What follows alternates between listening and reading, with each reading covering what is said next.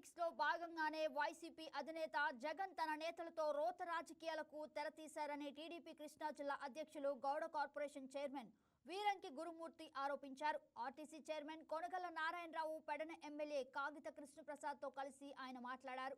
అధికారంలో ఉండగా వైసీపీ చేసిన పాపాలు నేడు ఒక్కొక్కటిగా బయటపడడంతో జగన్లో అసహనం పెరిగిపోయిందని, రాష్ట్రంలో అరాచకం సృష్టించేందుకు కులాల మధ్య చిచ్చు పెట్టేందుకు యత్నిస్తున్నారని మండిపడ్డారు.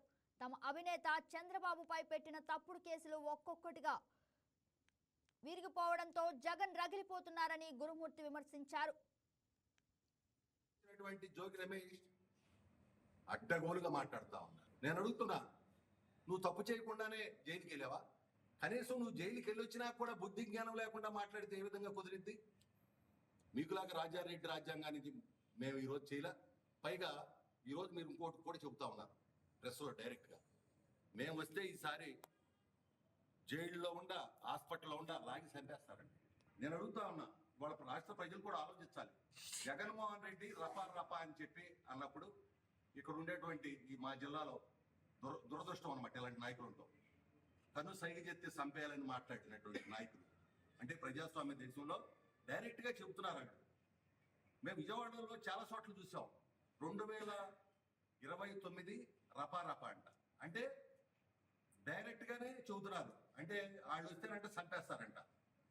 మీరు 5 ఏళ్ళు అరాచకం చేశారు కాబట్టి ప్రజలు మీకు బుద్ధి చెప్పి 11 సీట్లు పెట్టారు. ఇవాళ ఇట్లాగే చేస్తా ఉంటే ఈ 11 కూడా లేకుండా చేస్తారని మిమ్మల్ని హెచ్చరిస్తా ఉన్నాను. చంద్రబాబు నాయుడు గారి ఇంటి మీదకి నువ్వు ఆ రోజున ఎందుకు వెళ్ళావు?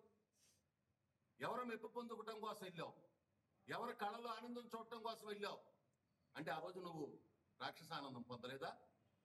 నువ్వు కారులు వేసుకుని నువ్వు చెబుతున్నావు కదా విజయవాడలో ఉన్న బ్లేడ్ బ్యాచ్, నువ్వు మాత్రం గంజా బ్యాచ్ని తీసుకెళ్లేదా? బ్లేడ్ బ్యాచ్ నువ్వు తీసుకెళ్లేదా? ఆ రోజు దాడికి నువ్వు దాడి చేయలేదా?